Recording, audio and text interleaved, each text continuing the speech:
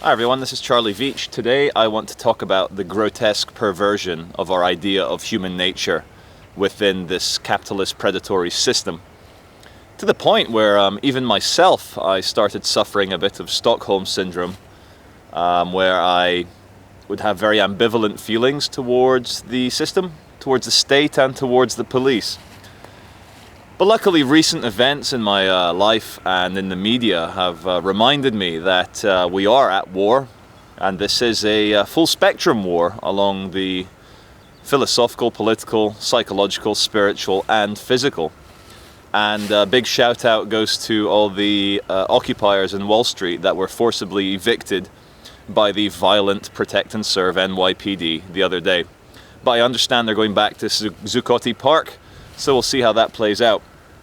But one thing I do want to say as well to all the protesters, especially now in this burgeoning and growing Occupy movement, is that do not martyr yourself unnecessarily by getting arrested at a point where you would probably be more effective outside of a police cell for 12 hours. There is an honor in standing your ground and refusing to budge, but don't just do it purely for a photo opportunity, because the police will happily tie you up like a hog and throw you in the back of a van, and 12 hours later you're depressed. It's much better in using, guerrilla tactics to retreat and attack when our forces are stronger. So in a direct physical confrontation with the police, when they are armed to the teeth and have handcuffs and truncheons and pepper spray, we shouldn't really just throw our bodies upon them, because they will use what they're good at. They'll attack us physically. But coming back to the perversion of our idea of human nature, it's very easy to get cynical about people and about the world if you read people's comments online, or if you watch the mainstream media, or if you listen to certain analyses of the current situation by people, and then you look around the world at other countries like Russia, Iran, China, and it's no better there. But we should never lose sight and lose the notion, the idea that what's happening in the world right now isn't the result of human nature, but the result of a predatory system which allows the psychopathic tendencies in certain individuals to rise to the top, thus dominating the pyramid of control beneath them. And what I mean by this is that during crises, when authority collapses on a local level, people tend to self-organize and create little communes, and they create their own little law enforcements and their own hospitals and their own welfare tents, and this happens automatically and spontaneously. And within these crises, we see the greatest show of human courage and solidarity and brotherhood ever. It's just that within everyday living in London, or living in New York, or living wherever you're watching this, we are also beaten down by the current paradigm that any show of humanity seems like, oh my God, that person's an angel. Where in fact, most people are nice angels and want to help. But within the paradigm of civilized, safe, surveillanced society, it's very difficult to be a decent person. So yeah, I've kind of removed lots of my Stockholm syndrome in terms of like, oh, the police, the state, and maybe it's not so bad, and they provide schools and hospitals and lighting in the streets and ambulances and law and order. Well, it's all bullshit. Human beings would provide that for one another regardless of the state. It just so happens we do it underneath this savage and, in my opinion, anachronistic, which means from a different era, way.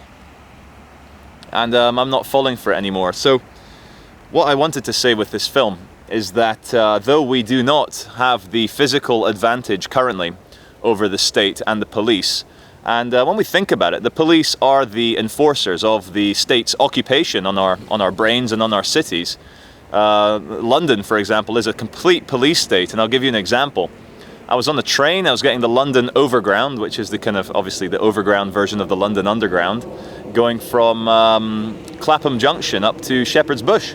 And I'm sat there with a whole bunch of other people, minding my own business, reading a very good little book, and next thing you know, this British transport police officer with the full Robocop, all the kind of gadgets and gear and pepper spray and taser and handcuffs, he comes on the train with a sniffer dog.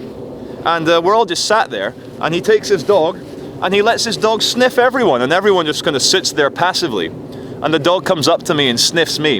And luckily I didn't have any weed on me, so I probably wouldn't be so outspoken. But I just said, "Excuse me, officer," and he turns around. And I said, "I didn't consent for you to sniff me with your duty dog there.